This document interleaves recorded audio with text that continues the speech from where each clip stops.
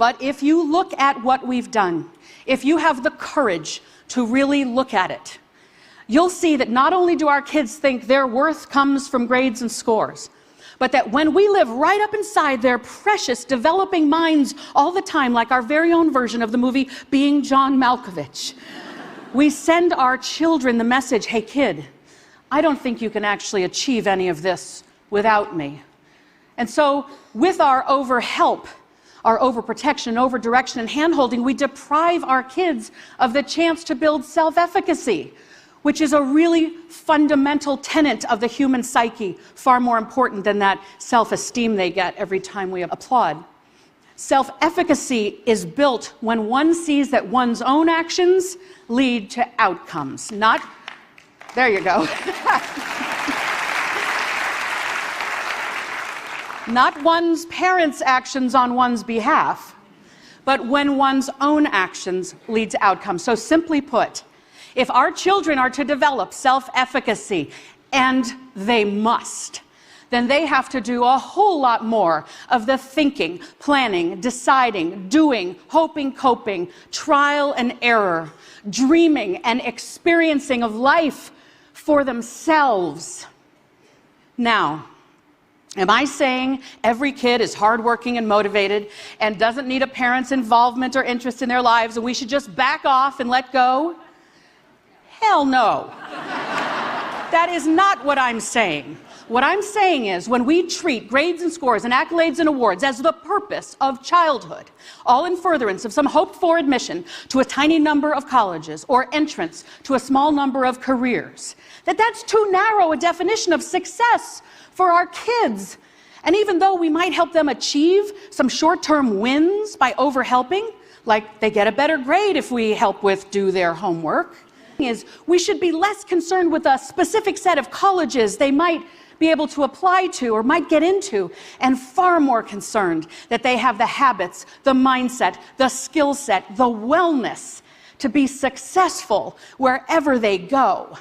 What I'm saying is our kids need us to be a little less obsessed with grades and scores and a whole lot more interested in childhood providing a foundation for their success built on things like love and chores.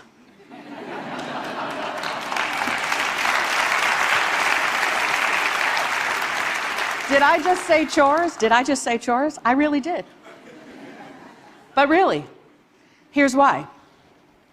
The longest longitudinal study of humans ever conducted is called the Harvard Grant Study. It found that professional success in life, which is what we want for our kids, that professional success in life comes from having done chores as a kid.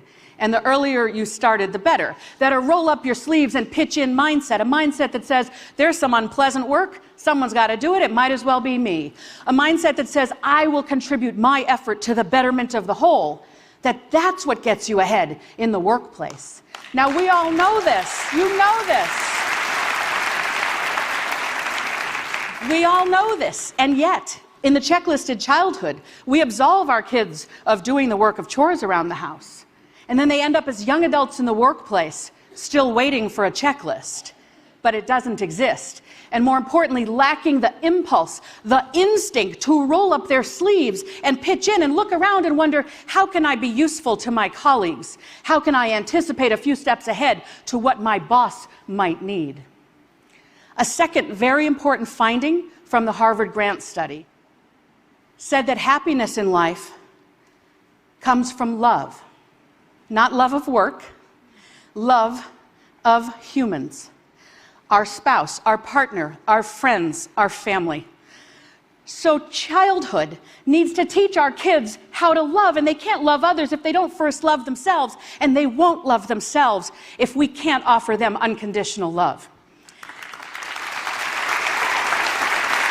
When they come home, when our precious offspring come home from school or we come home from work, we need to close our technology, put away our phones, and look them in the eye and let them see the joy that fills our faces when we see our child for the first time in a few hours. And then we have to say, how was your day? What did you like about today? I have to admit something to you. I've got 2 kids, I mentioned, Sawyer and Avery, they're teenagers. And once upon a time, I think I was treating my Sawyer and Avery like little bonsai trees that I was going to carefully clip and prune and shape into some perfect form of a human that might just be perfect enough to warrant them admission to one of the most highly selective colleges. But I've come to realize, after working with thousands of other people's kids and raising 2 kids of my own, my kids aren't bonsai trees. They're wildflowers of an unknown genus and species.